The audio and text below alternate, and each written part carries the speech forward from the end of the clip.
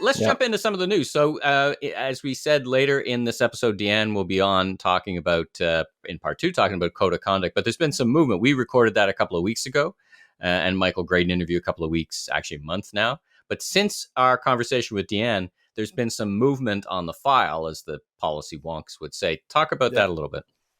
Well, yeah, I think everyone was expecting something in July from the federal working group with provinces and territories. And it did happen, actually, I think it was last week when the working group was basically giving the industry an ultimatum.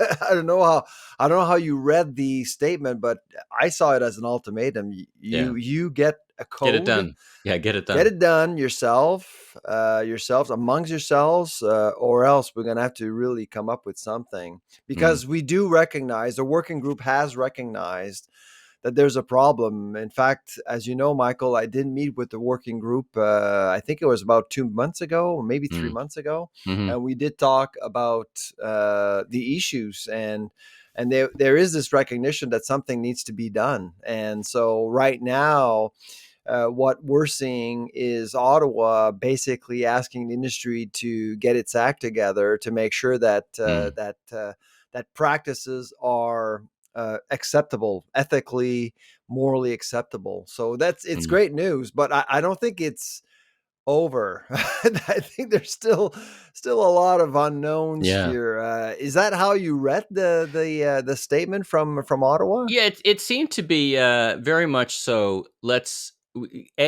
is an important issue to us. Now, where it sits, because there's an election coming up, will be another interesting thing. But it's not really exactly, as we know, a federal issue. It's complicated, right? Because federal versus provincial issues. Well, this is where I kind of disagree with folks that are saying it's not a federal issue. It's really, well, yes, it's true. However, you need federal leadership. You can't really make a code work without some level of national coordination. And I think Diane will talk about that, and that's why folks like Diane and Michael got involved, because I mean there is this recognition that you need to really look at this issue federally with the support of provinces, of course.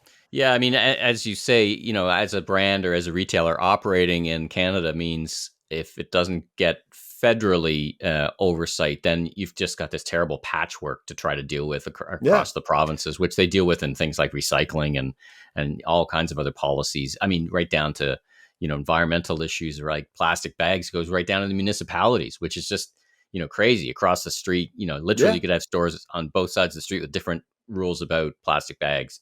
Those are starting to resolve themselves. There's starting to be some. Well, look at food safety. I mean, there are 3 layers of government, I guess, with food safety in Canada. You got the CFIA in Ottawa, and you have provinces which are responsible for provincially licensed facilities, and cities are responsible for restaurants and retail. So, and we kind of figured things out over the last 20 years or so. I think that's where we're going with this one too.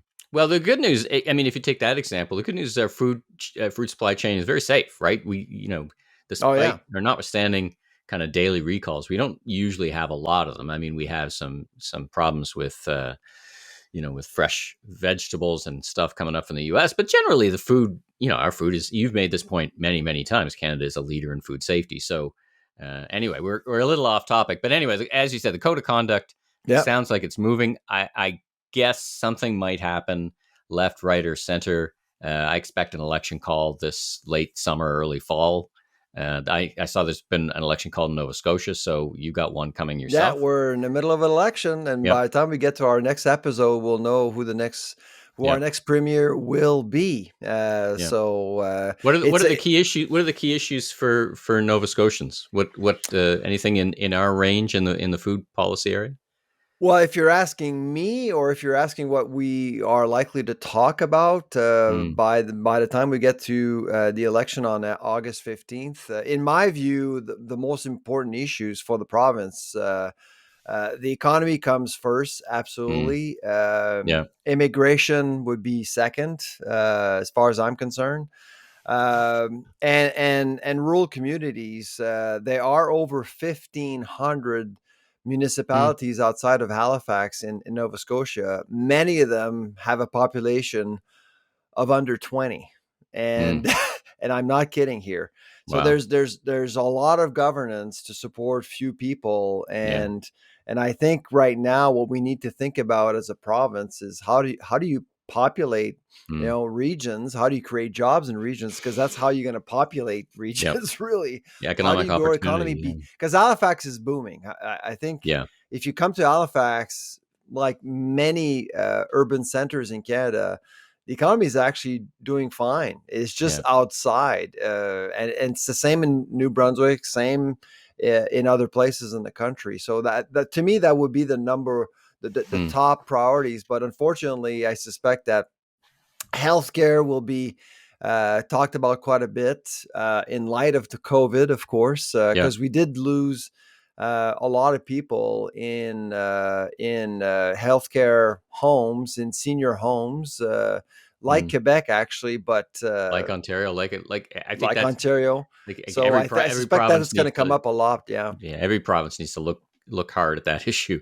I yeah, mean, and I guess from the headwind from the Atlantic bubble in terms of the economics, you've got it feels like a big tailwind. I mean, as things start to open up, year over year growth, any new government's going to get some great year over year numbers. I mean, just recently we've announced this week the border with our friends in the U.S. is opening up.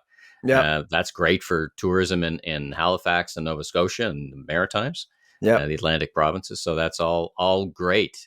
So anyway, we'll see about that. No, Um, it's a very positive, and yeah. yeah, I think we need to. I mean, we need to take some time this summer to celebrate what we've Hmm. gone through, Yep. and I know you got your second shot. I'm going to get my second shot on Friday Oh, great. here in the province of Quebec. I Hmm. hear that the Pfizer they have in Quebec is better than Nova Scotia. That's what I heard. I think they're all made in Belgium, so I'm Yeah, not sure it really exactly. matters. I'm not sure it really matters. But anyway, well, good luck with that. My kids just had it, and they're in their early 20s. No side effects like myself, other than a bit of a sore arm and Yeah. a little bit of fatigue. So good luck with that. That's great news.